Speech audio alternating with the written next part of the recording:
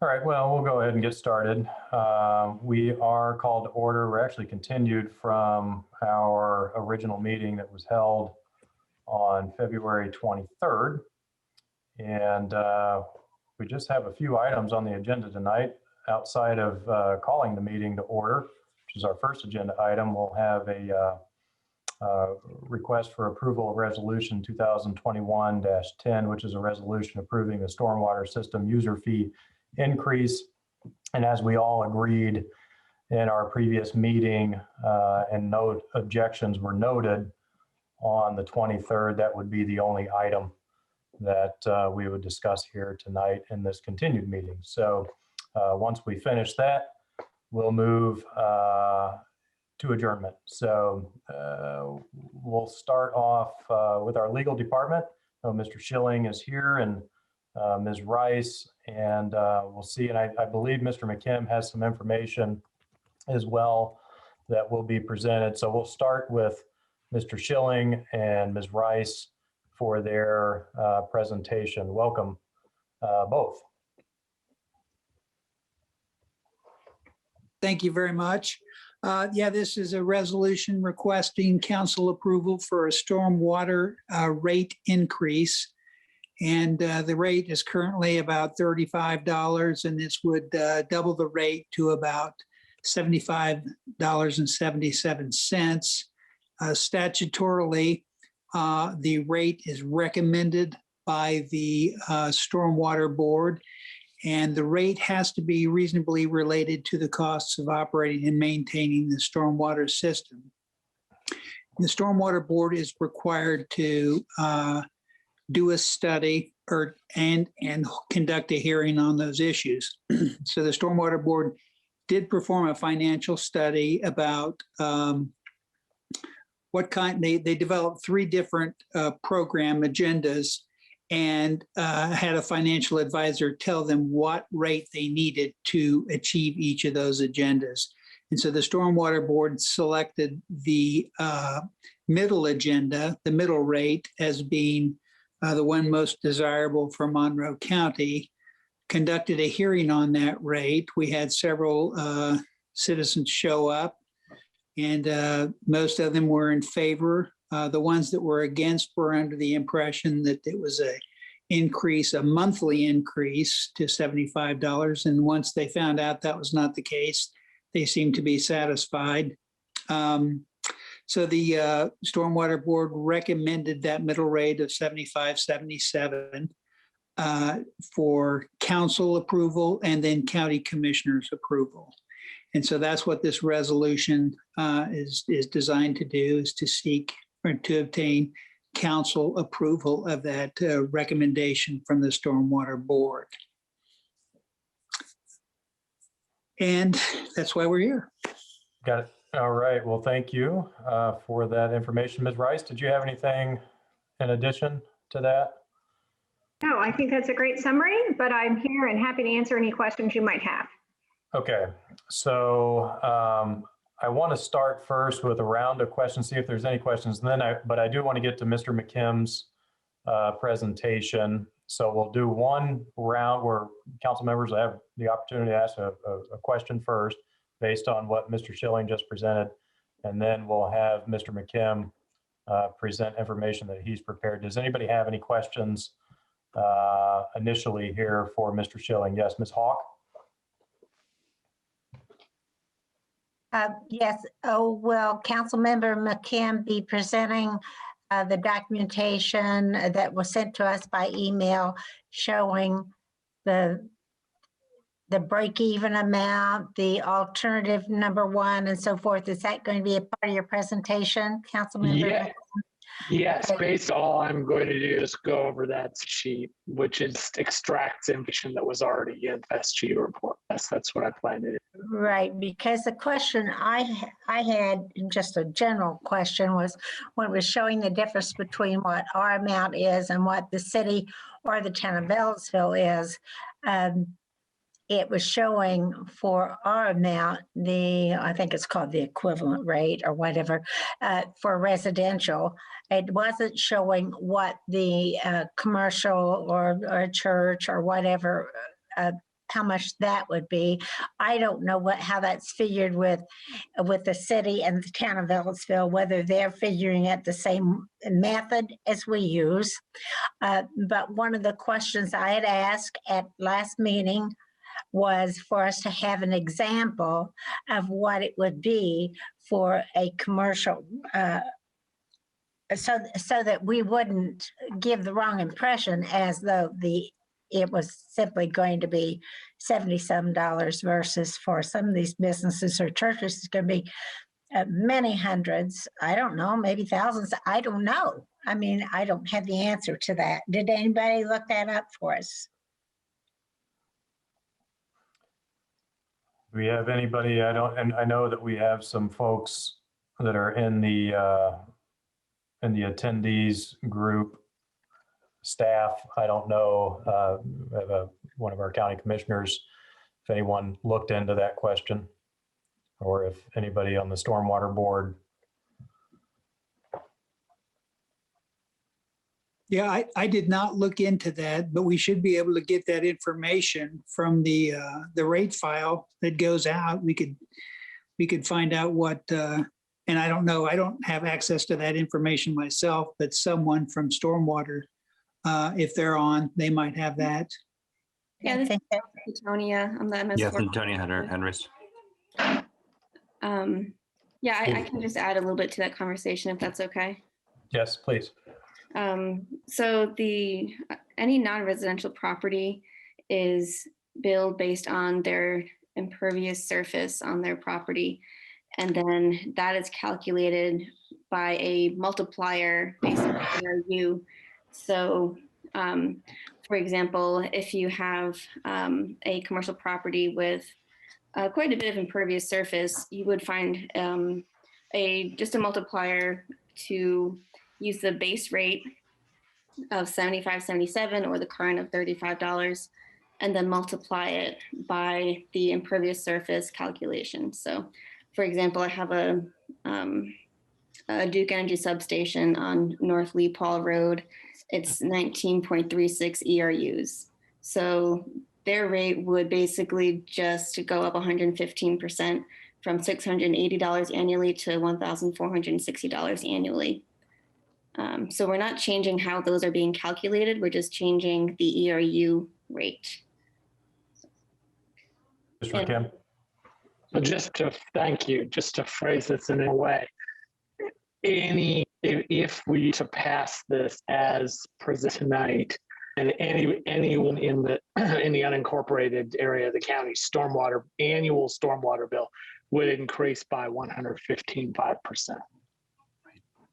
It was my suggestion that we be given some examples, and I understand that Miss, I cannot pronounce her name. Is it Thetonia?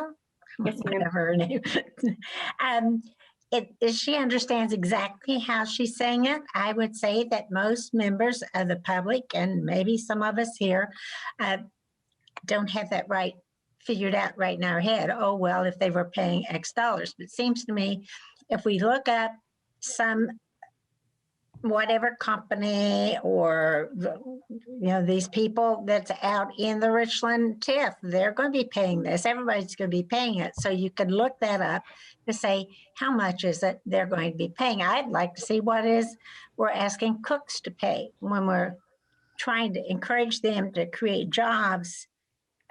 What then are we asking for? Not that they shouldn't pay it. I thought it was important that we understand that, but I don't want to take up any more of your time.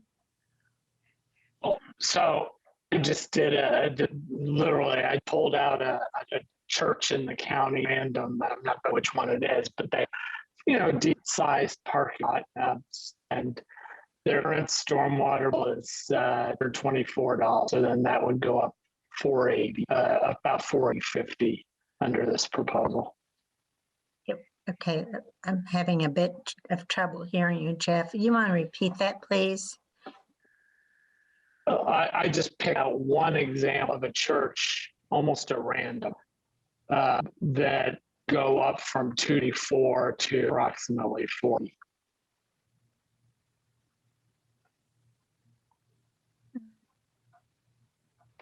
Jeff, it was a little unclear. Was that 284 to 480? Yes, no, 224.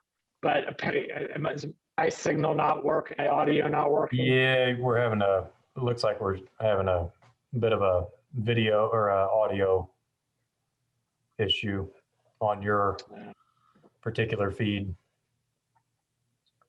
Okay. but it's, Well, I think we got the clarification that we needed there. Right. Okay, so any other questions right now?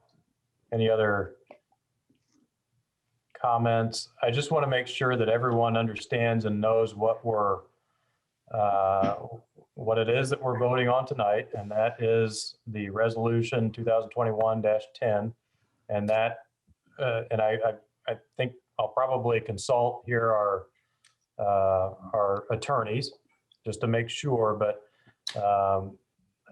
there needs to be a yes vote or a no vote on that, correct? And there's no ability to modify what would be contained in that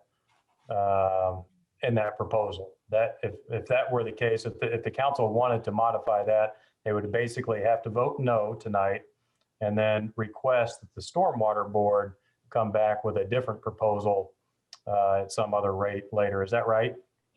That's correct. Yes. Yes. So the actual determination of the fee and the calculations by statute, that authority is given to the Stormwater Board. That's made up of the 3 commissioners and the county surveyor. And after they do their work and they have their public hearing, they have to get your approval. So you either approve it or you don't. If you don't like the fee for some reason, you don't think it's appropriate, you would vote no at the resolution. I think staff is here tonight to tell you why they think that is the most appropriate fee. But it's up to you to either approve it as presented or not approve it. And then it also has to be approved by the county commissioners before it can take effect. Okay, thank you very much, Ms. Rice. And I just want to check with council. Does anybody have any questions about what Ms. Rice just said and what our role is on this resolution tonight and our vote? Okay, thank you. Yeah, Ms. Hawk and Ms. Yes, Munson. I just would like to add that I don't believe we understood that at the meeting where it said we were just going to discuss it. We weren't going to vote on it. I did not know that we wouldn't be able to offer, as we do on most any other thing, if we didn't like what was being presented, we would do just like a counter offer or something so that we could work together. And I would certainly suggest that in future, we would work together before, a deadline. Yeah, do it right now or it's too late. Not the way we should be doing our business. I really don't think at all. Thank you, Ms. And Hawk. since we have never raised this rate, so it was something brand new to us. I just wanted to say that. I don't fault council at all because we had not done this before. Thank you. Ms. Munson, did you have a question or comment? I have a comment, and it essentially was similar to Ms. Hawk's. I feel like our backs are up against the wall. We want to see a good stormwater program and meeting the requirements that are expected of us. And the hearing took place, the public hearing on this proposal took place in early January. So we had plenty of time to review this as a council and to discuss other options if we wanted to. I just hope in the future that we can do our jobs better by being provided information earlier so that our backs are not up against the wall. And I will ask more questions about this, but I feel very constrained by this proceeding. And I think it should be known to the public. Oh. Thank you. Duly noted. Thank you. I want to, do we have any other council members who have questions or comments right now? Yes, Ms. Hawk. Yes, when you read through the direction or the legislation that was sent to us by our legal staff, it included where they could get the funds to do whatever the project was. And the very last thing it said on that list, it said, or any other funds available. So I just wanted to make it clear that I'm thinking that we do have other funds available right now for any kind of like for the equipment or something, without having to do the bonding and then wait until next year for us to come together for, if we can't do an alternative so that we give them more money to operate, then we could go to the rainy day fund or into our cash and help with the equipment. So anyway, those are my thoughts and questions. Thank you. I believe so the question is, I believe that's legally possible. Thank you, Ms. Hawk. Mr. Iverson? Yeah, I would just want to reiterate a point that I think was made at the county council session last week, which was, even though bond language is included here, and I think it's going to be in Jeff's presentation coming up, that doesn't mean that tonight's vote locks us into what's included in that bond, that we will still have a conversation coming forward about potential items that would be in that bond. That's correct, I believe. That is correct. Mhm. Thank you. Okay, I see, before we get to Mr. McKim's presentation, I see that Commissioner Thomas had her hand up, and I wanted to give her an opportunity here to. Yeah, thank you. Just a couple quick things. I understand the feeling of being constrained. I get that. But just so you know, there was a great deal of debate about when we had to have this information to the treasurer. And so that was part of the issue. And that's why we're having this special session, which I, again, appreciate everybody being here.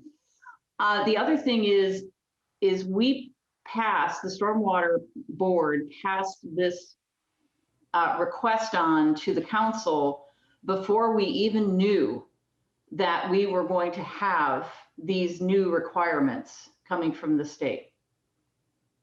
So we're actually ahead of the game, not behind. But if we wait another year, we are going to be behind. So that was not something we saw coming. And I just want to point that out, that was news to us. So we were actually ahead of the curve on this one, not behind.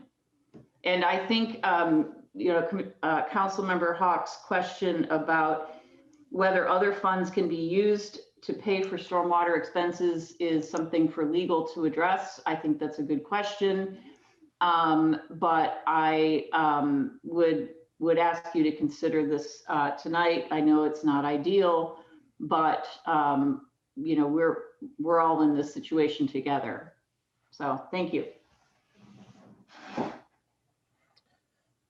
And just to clarify, I think if we don't consider this tonight, then we don't have an opportunity to get this on the tax bills for 2021. So this is literally the last possible opportunity that we have to consider this. That is correct. We didn't feel comfortable putting, because we could put half of it on to the November bill, but that's just, Right. That's just so complicated because some people pay their entire tax bill in May, and we would like to get it on the May bill. And then, and if not, we would think that waiting till next year makes the most sense. Okay, thank you, Commissioner Tom. Ms. Wiltz? I just want to make sure that I completely understand that we do not have the option to implement this or approve this, I should say, approve this resolution with the condition that it be implemented half this year, half next year. Is that correct? Don't that we could. Treasurer McLennan is available if you want to address questions to her. Well, I think this would probably be more a question for legal. Yeah. And either Ms. Rice or Mr. Schilling, I think she would, Counselor Wiltz, if I understood the question correctly, was just wanting to clarify that this resolution is the only, we can't make any modifications to this resolution. We either vote yes or we vote no. And I'm happy to take a stab at that question and then have Dave Schilling follow up. But I want to read to you from the statute. So the board is the one that looks at different factors to establish the fees. And the statute says that they also, the board, that's the Stormwater Board, may exercise reasonable discretion in adopting different schedules of fees or making classifications in schedules of fees based on variations in the cost, including capital expenditures, variations in the number of users, whether the property is used primarily for residential. So all that sort of, like, really that fact finding and those determinations about what's sort of best for the storm water infrastructure is to be decided by the Stormwater Board, and they are required legally to have a public hearing. So it's my legal opinion that the council only approves, yes or no, the stormwater's fact finding and their decision making that they do in their meetings and at their public hearings. So just remember that in Indiana law, and of course we don't follow this strictly in Monroe County, but the open door law says that people can come and attend your meetings and watch your meetings. Public comment is not required legally except at public hearings, and that is an important legal distinction. So there was a public hearing on the issue of this fee. We have to advertise and give the public notice that at that hearing, that's when you're going to have the opportunity to come and give your input so that your opinions can be heard and that can be factored into the decision making. That public hearing was had legally by the Stormwater Board. So tonight's meeting is not a public hearing, and it's also not a Stormwater Board meeting. So I want to make clear that we did give the opportunity for the public to be heard, and I know Dave Schilling mentioned that earlier, and that all of those kinds of conversations have already been had, and were had at publicly noticed meetings. I don't know if any of you attended those. You certainly were legally allowed to attend those and give input, but that happened, and tonight is the county council's opportunity to say, yes, we bless that fee, or no, we do not. And if you don't, then the Stormwater Board would have to go back and, reconfigure everything. And that's certainly, within your purview to say, yes, we approve it, or no, we don't. The timing is such that if we want to get it on the May tax bills, because a lot of people pay their May tax bill and they pay for the entire year. If we want to get it on the May bill, then it needs to be approved tonight. If that is something that for whatever reason you don't want to approve, you certainly have the authority not to approve it. I do think that, we've got plenty of staff here with Stormwater who can tell you about, and the commissioners who can tell you about new IDEM requirements that are coming down the pike that are going to cause us to need, more funds.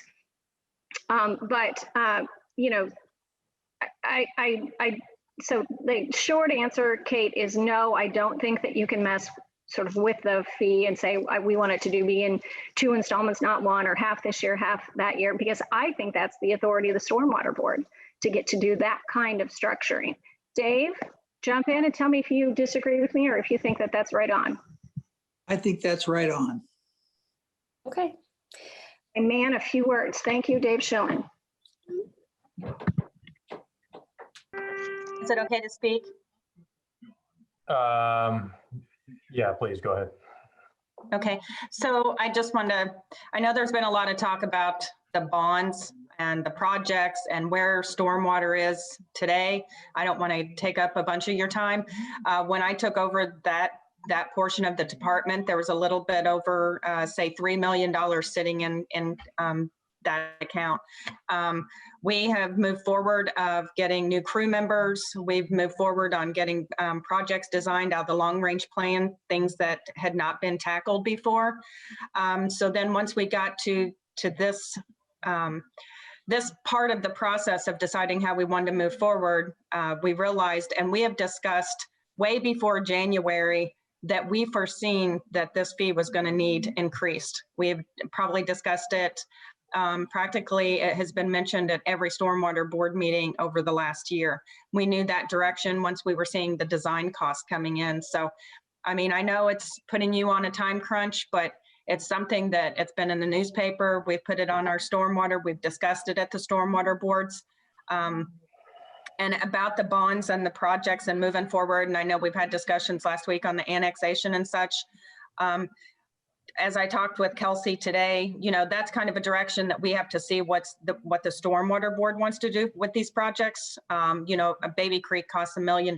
Do we want to go ahead and just build that in 1 year out of our cash and then do another one another year? We have options, but we can't do it with the fee the way it is today, or we can't satisfy all the new IDIM requirements without the additional staff, without raising the fee to, at this point, to what was proposed. So, thanks.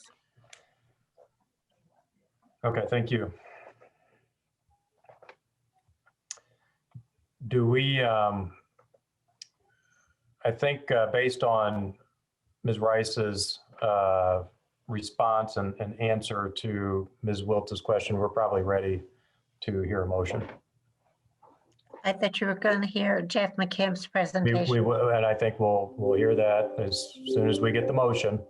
Oh, Okay. In that case, Council, I move to that we discuss and approve Resolution 2021-10, a resolution approving the stormwater system user fee amount proposed by the Monroe County Stormwater Board following its December 8, 2020 fee increase hearing. Margie, do I need to read all the whereases? If you don't legally have to read them into the record, no. Thank you. There's a bunch of whereases. Now, therefore, be it resolved by the Monroe County Council that the ERU rate increase recommended by the Stormwater Board is found to be the minimum rate necessary for the operation and maintenance of the stormwater system and the implementation of the selected work program, and is hereby approved. Adopted this 9th day of March, 2021 by the Monroe County Council. Hopefully, maybe. Second. But point of order, may you also just read that amount into the record, the ERU amount? Yes, I can certainly do that. The Stormwater Board selected a work program fund and recommended increasing the ERU rate to $75.77 to cover the projected cost of the selected work program. Okay. I think that covers everything. Now, let's see. I know Mr. McKim has some information that he'd like. Can we go into that presentation now? And then we will have further discussion after Mr. McKim's presentation. And I really won't take very long. Does everybody hear me now? Or my audio glitch is eliminated? Mm-hmm. Thank you. So all I've done here is extracted since we've been told essentially that the rate that's been selected is based on the analysis in the FSG, the Financial Solutions Group report. All I've done is gone through that report and extracted all the scenarios in just what I think is a little bit easier to read chart. This information has been sent out to all counselors. I changed the formatting a little bit, but the numbers are the same as what was sent out earlier. And so essentially what we see, first of all, is kind of, and again, I have not had any communications with FSG or anybody else on this. This is simply from reading the document and pulling out the essential information. So what we start out with the current state, which the report, the analysis tells us actually is run.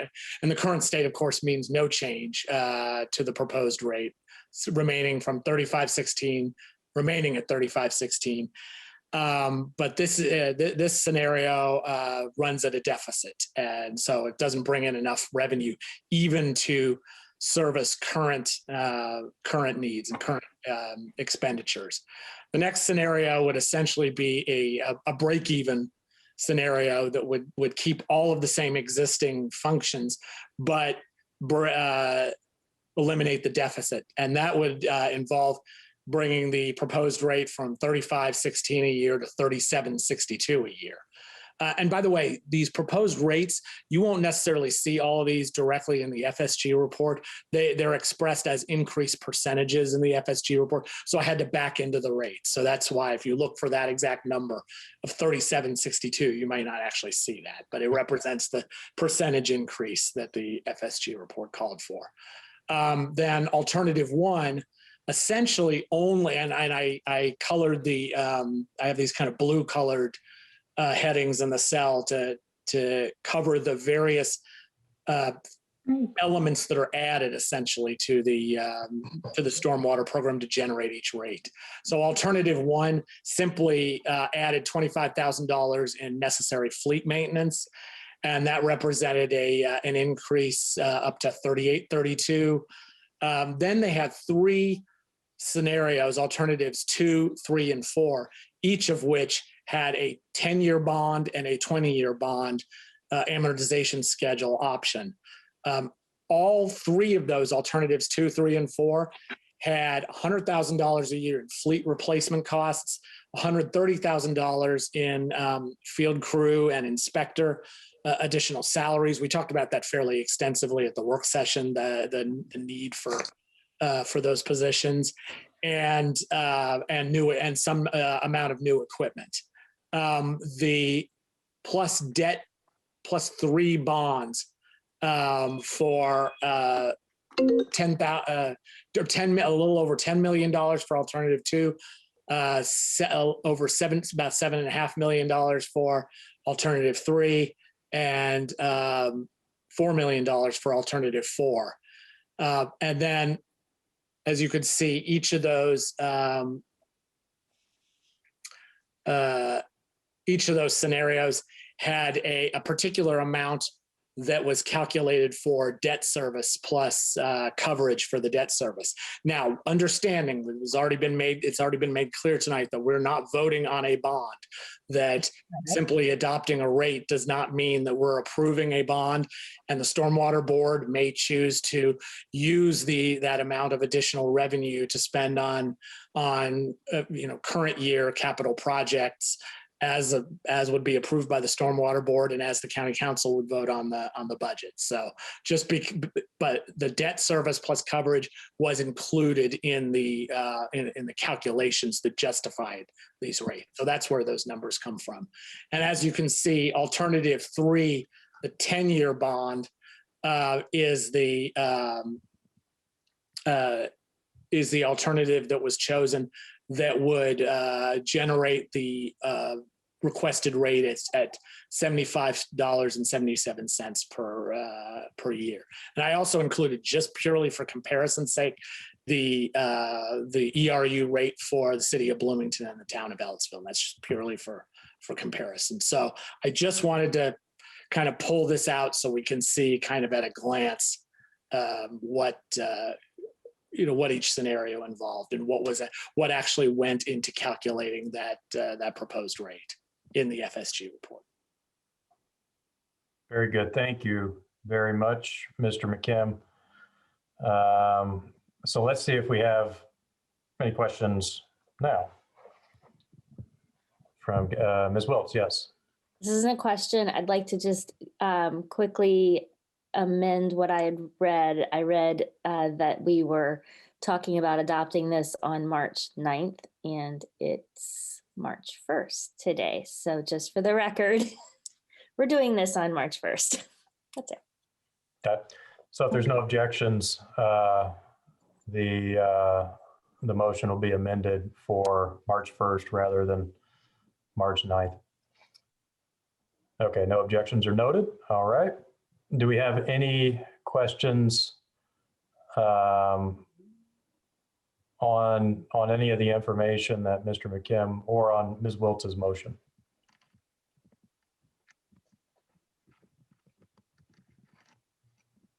Yes, Mr. Decker. I have a general question, not on the motion, not on what Councilor McKim presented, although I think it helped me certainly today as I looked at the numbers and understood the issue just a little bit more in comparison to the resolution. And I guess this question would probably be best for Ms. Ridge, and it alludes to something I asked in the last meeting. Having looked at the resolution that's before us, having looked at the numbers that Councilor McKim has presented before us, there's a couple things that I'm sort of drawing out, and I'm going to turn away from the process that we're at tonight. I'm going to turn more towards the problem that we're looking at. And I guess here's my understanding, and tell me if I have this right or add to this.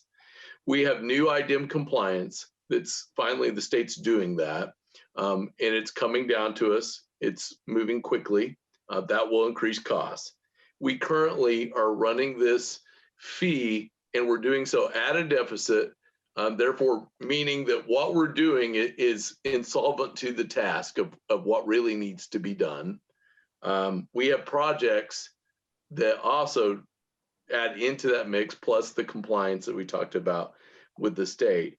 I guess the question that I'm getting at here is when it comes to the needs that the county actually has related to this job, and then we think about residents where mudslides coming into cul-de-sacs, I've had that constituent call, where we have roads overflowing, we have other issues that are happening.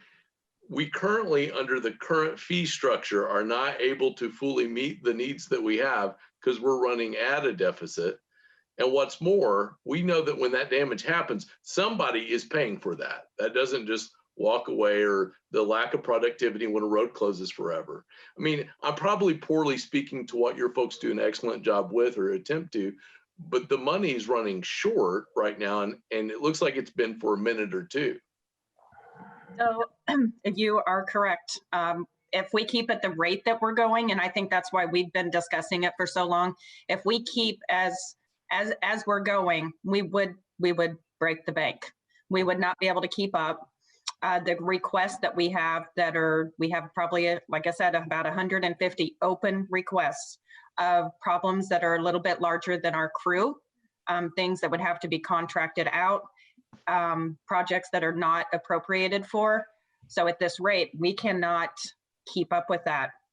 There was never a capital improvement project completed or started until we passed the long range stormwater plan. I believe that was in 2016. So once we started trying to tackle that and what we could do with it, it was kind of like everyone, I want to say one of the biggest complaints that I got when I took this position was we weren't doing enough in stormwater. We were not spending the funds. We had too much money sitting there. So we, working with the stormwater board and the new staff, and adding crew members, we were getting more done, and we are getting more done than what was done in 2012. Not to fault anyone previous of me, it was just we needed to start seeing some of these problems solved. The Cherry Lane projects, that was one that we contracted out last year.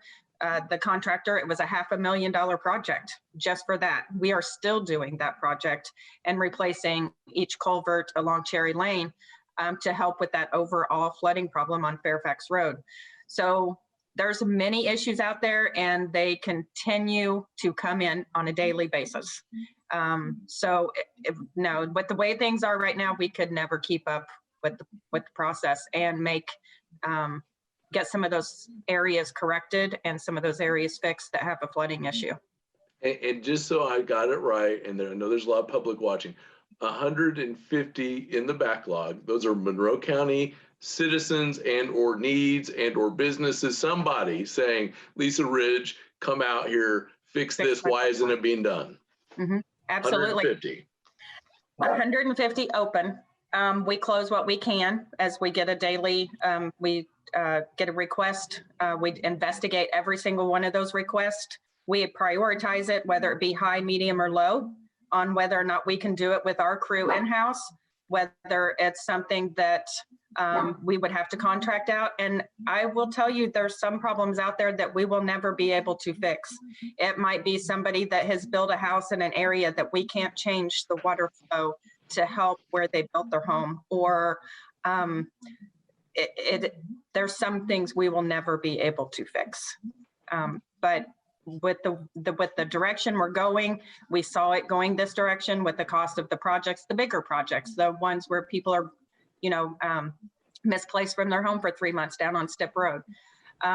Those are the bigger items that we needed to tackle, and that's the bigger capital improvement project. So you have the whole scenario. You can do a project in-house and maybe we could fix it and be done in a day. You have the ones that we can't do because it's over a $250,000 threshold that we're not allowed to do in-house. And then you get into the bigger $1 million project. So it's all over the board for the flooding and the issues that we have in this county.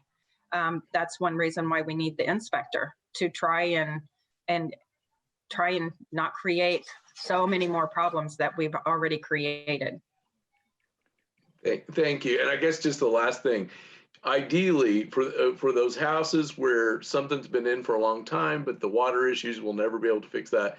Ideally, learning from that, though, we would down the road be able to better advise those property owners, et cetera, on things to avoid so that didn't repeat. Absolutely. And that was one of the big things that Terry Quillman had over the last few years of some of the places that he looked at and wanted to, in this permitting software, of getting a plot plan for where a house is being built. And then you can look at the overall area and see if it may be different conditions could be added to help with the issue, maybe, a different type of basement or, things like that that can be looked at that level as it relates to flooding. Thank you. And I appreciate everybody indulging my 3 questions when I met one. Thank you. Mr. McKim, did you have a question? Yeah, it's actually just another comment. I want to go back to the spreadsheet one more time, if you don't mind. Sure. And this time, I don't want to get lost in the weeds. I want to go back to the alternative that we're actually considering, which is the one highlighted in green. Essentially, just be really clear about what that is buying or what that rate would generate. Essentially, we talked extensively about the need for the new field crew and inspector. I think that was discussed extensively at the last meeting. I think Kelsey made a very powerful case, and Lisa has made a very powerful case about the need for that position. So this alternative includes that. It includes some basically through 2 different categories: the fleet replacement and new equipment. Basically refresh, just making sure that our equipment stays well maintained and current. And then the big addition, other than the field crew and inspection, is essentially a little over $1 million in a year in capital projects expenditures, whether it's done through a bond and debt service or if it's just done through current accounts. So essentially, that's what we're considering. We're essentially considering a capital infusion of a little over $1 million a year for project work, in addition to the new positions and fleet refresh. Does that kind of make sense? Is that a way of summarizing it from the fiscal perspective? Yeah, that's very good. Okay, any other questions, comments? All right. The next step will be for us to vote after hearing public comment. So if there's anything else that anybody wants to say at this time, let us know. I guess we'll come back. If there's any public comment, we can come back and do another round. Do we have any members of the public who would like to comment on this item? And it looks like we have Mr. Shelton.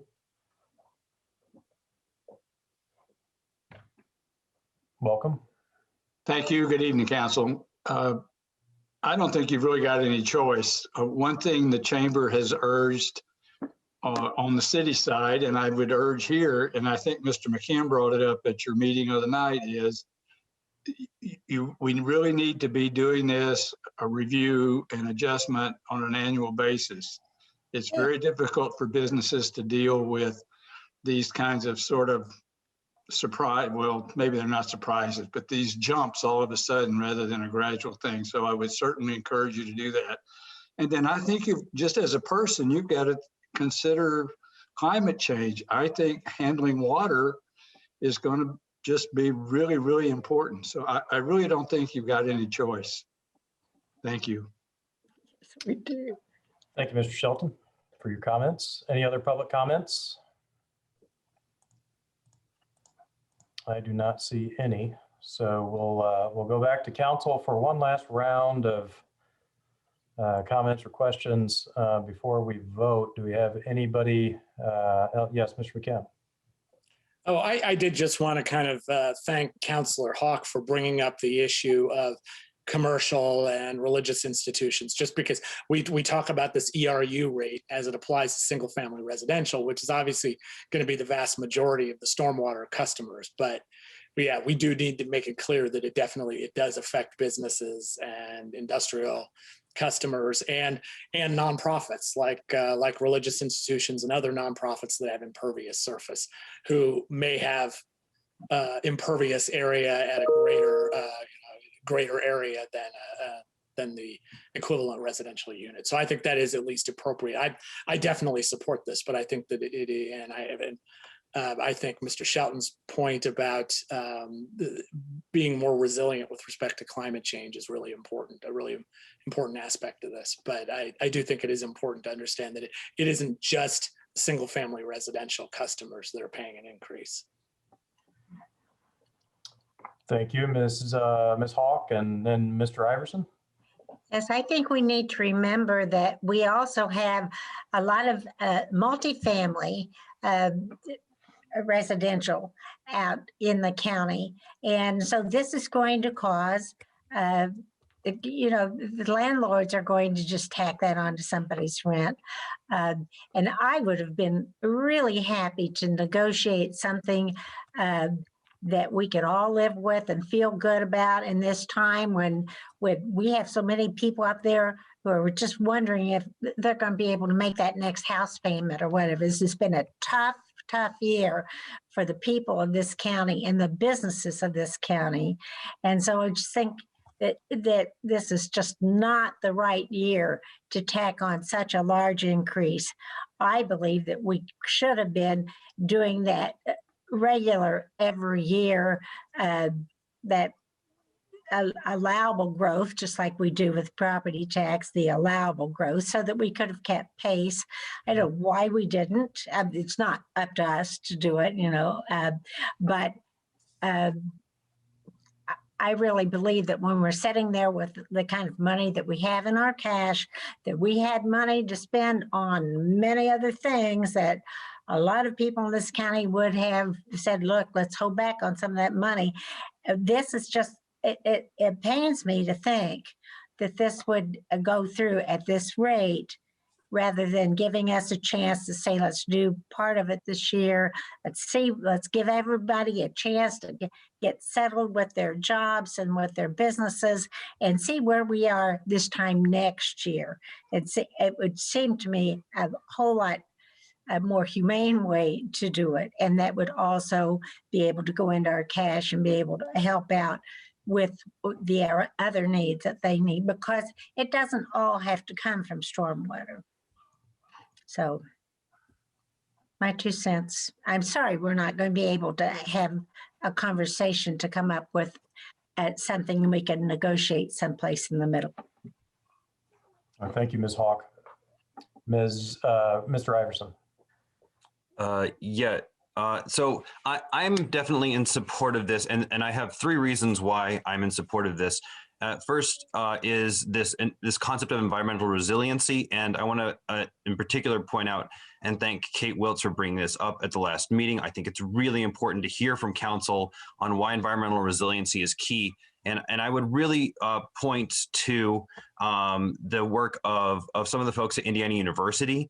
And in particular, futurewater.indiana.edu is a great website where Professor Chen Zhu is doing some really impressive work in terms of future modeling.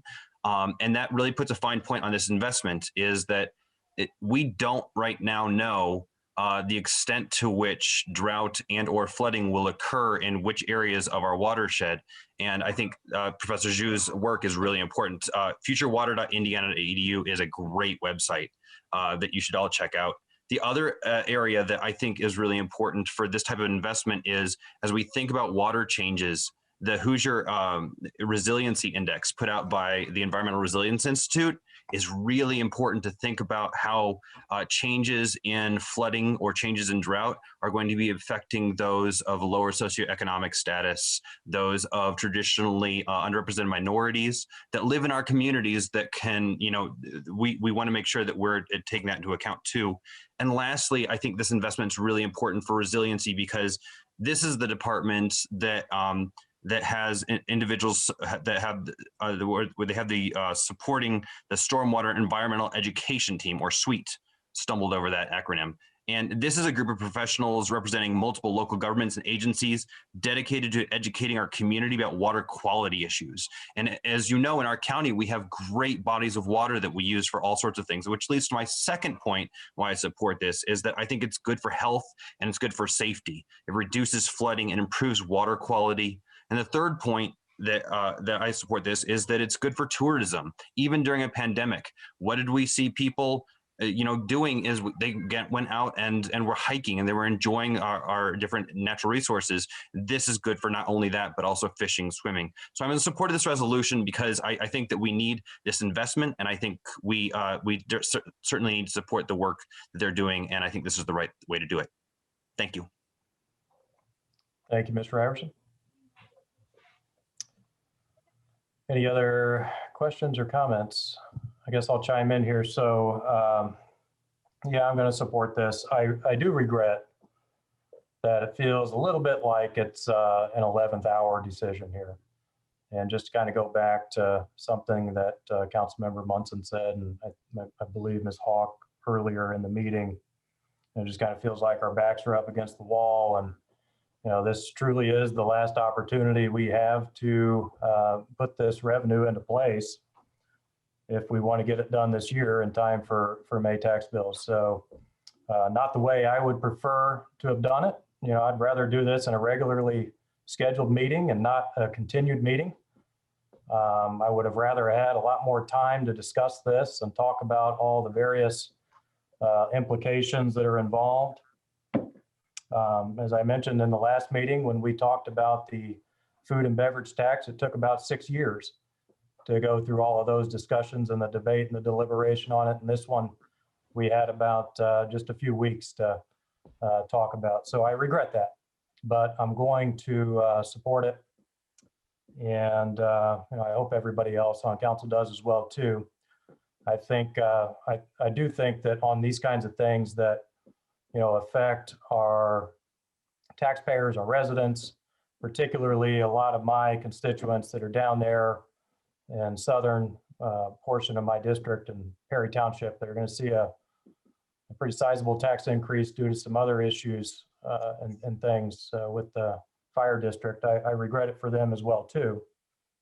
Wish we would have had a little bit more time to come up with maybe a solution, as Ms. Hawk mentioned earlier, but it is what it is. This is what we have to vote on tonight, and I will be supporting it.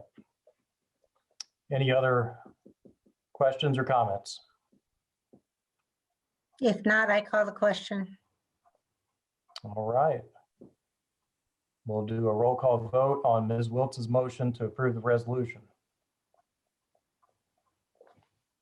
Councilor Deckard? Yes. Councilor Munson? Yes. Councilor McKim? Yes. Councilor Hawk? No. Councilor Spoonmore? Yes. Councilor Wiltz? Yes. Councilor Iverson? Yes. Motion passed majority 6-1. All right, that concludes our meeting for this evening, and we are adjourned. See you all next time.